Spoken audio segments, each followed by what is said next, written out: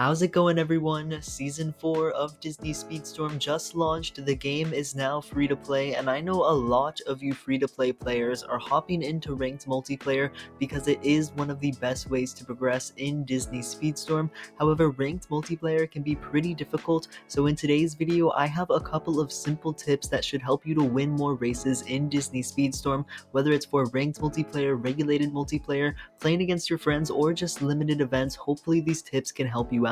So let's get into it. Now, the first, most important, and most difficult tip I have for you all is to master the art of drifting in Disney Speedstorm. Drifting is by far one of the most complicated and hardest to master mechanics in the game, but it is by far the most helpful. If you can master drifting, you will for sure become a top tier player. It is pretty difficult to do though. What I like to do to practice is I play Figment in local free play, and I go on this one specific map that I'm playing right here in the video, Toon Village Tunnel Chase, and this map's actually really good because if you're drifting constantly with Figment, not just around corners but drifting basically 24/7, you can keep your boost full for pretty much the entire race, only losing it at one small section of the track, and that's just how I like to practice. However, there's a couple different ways to master the art of drifting. I do prefer going into local free play and just drifting 24/7, getting yourself familiar with how it feels, adjusting your steering sensitivity as needed, playing characters with different handling, all this stuff, and just the more practice you get will help you a lot with drifting.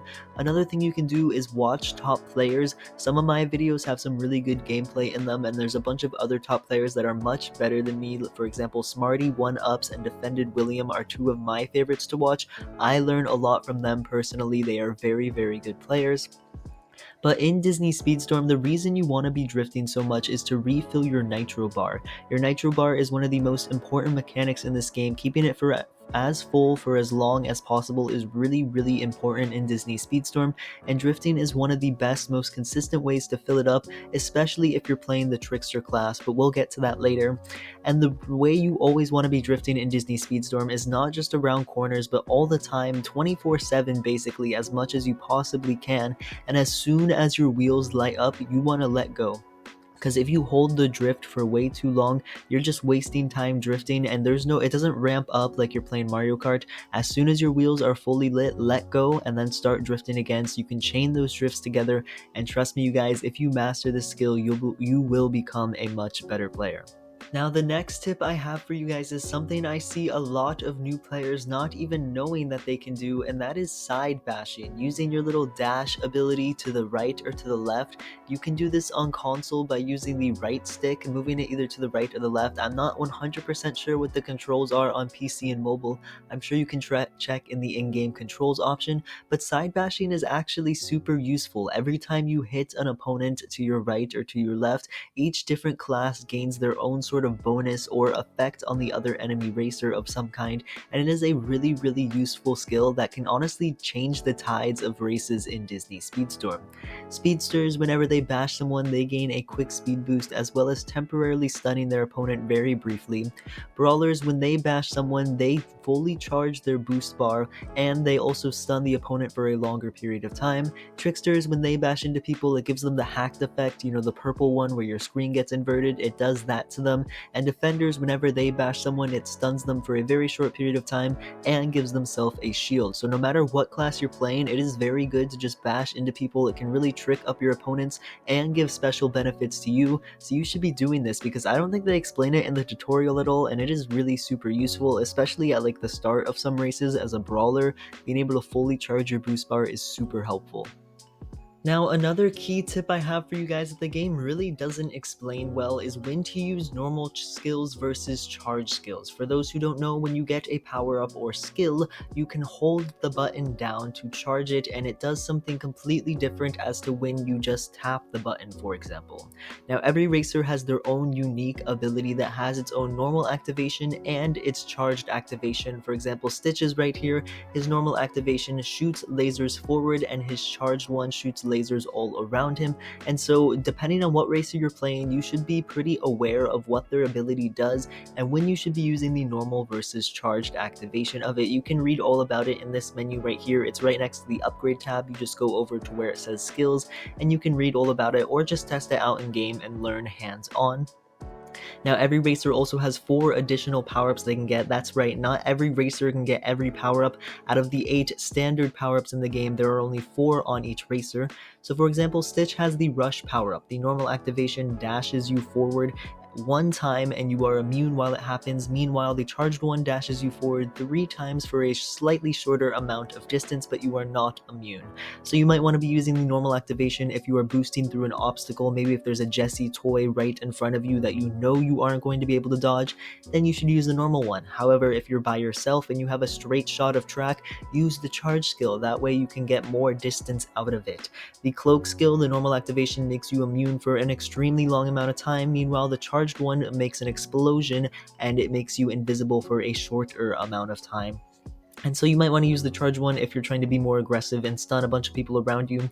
The fire skill is very versatile. The normal one lights your car on fire and stuns whoever you touch. The backwards one leaves a trail of fire behind you, and the charged one makes an explosion around you. So obviously use the charged one when you're in a group, use the backwards one if there's someone behind you, and use the normal one if there's people in front of you. The bomb skill also has a bunch of activations. You can throw it at normal distance, behind you, or a long amount of distance. And as you can see, Angel right here, another racer in the Lilo and Stitch collection, has 4 completely different skills as well as her own unique ability, each with their own normal, charged, and backward activations. And so you should just read all of these, use them in-game, get your hands-on experience, and make the judgment calls for yourself as when you should use them normal versus charged, or backwards if they do have that option, because it can really change the course of the game. Using a normal fire skill versus a charged fire skill can be the difference between you winning and losing a race. Now, the next tip I have for you guys is to understand your class. There are 4 classes within Disney Speedstorm, each of them having their own strengths and weaknesses, and you should know which class your racer is and what exactly it is that your class does. To start things off, the Speedster class is one of the 4 classes. They are emphasizing on going super fast. They gain extra boost from hitting the blue boost pads on the ground, so you're going to want to make sure to hit those, especially when you're playing as the Speedster class. And whenever they bash into someone sideways, they will temporarily stun them as well as gain a short speed boost. And the 2 skills that speedsters focus on are the boost power up and the rush power up.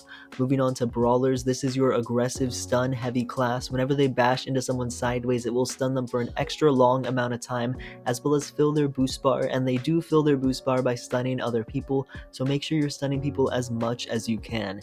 And their 2 featured skills are the shot power up as well as the fire power up. So those 2 skills are very aggressive obviously and will become stronger with your brawler characters. As for the defenders, they gain a shield whenever they bash into someone sideways. They gain extra boost by being in racers slipstreams. This means whenever you are following someone's trail, whenever you are behind somebody, and their 2 featured power-ups are the shield power-up as well as the cloak power-up. Very defensive abilities. Defenders are really good at not getting hit for almost the entire race. And finally, the trickster class, whenever they hit someone sideways, they will slightly hack them for a couple of seconds. They gain boost by drifting more, so when you are playing the trickster class, make sure you're drifting as much as possible. And their 2 featured skills are the bomb skill and the hack skill. Honestly, the hack isn't really that useful against more experienced players, but the bomb is always a useful power-up and has a lot of versatility actually. Now, all this information about the 4 different classes brings me to my final tip for Disney Speedstorm, and maybe the most important one, even more so than drifting, and that is always focus on filling up your boost bar. This is critical. The boost bar in Disney Speedstorm is one of the most important mechanics to try and master, and depending which class you are will heavily change your playstyle and how you fill up your boost bar.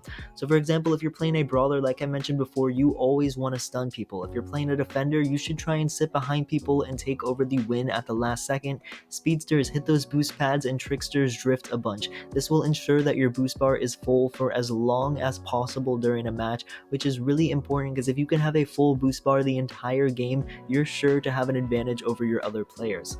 Now, this does vary from racer to racer, 1 because they all have different classes like I just mentioned, and 2 because every racer has their own boost stat, and depending on how high your boost stat will depend on how fast your boost bar actually runs out. Obviously, the higher your boost stat, the longer your boost bar will last. And you should always try and fill up your boost bar. Again, you do this by doing all the different things your class does best, drifting as much as you can, hitting boost pads, doing aerial flips in the air. You can do this whenever you go off a blue ramp or one of the little air vents on the ground. Press square or whatever your jump button is mid-air in order to do a stunt, which will give you a boost and refill your boost bar slightly while on the ground. And if you can master the art of drifting and keeping your boost bar full for as long as possible, you are sure to become a great Disney Speedstorm player. Now, I hope all of these tips were helpful for you guys. If you enjoyed the video, be sure to leave a like and subscribe. Let me know if you have any other questions. Feel free to ask them in the comments below, and I will see you all in the next video. Thank you guys so much for watching. Peace out.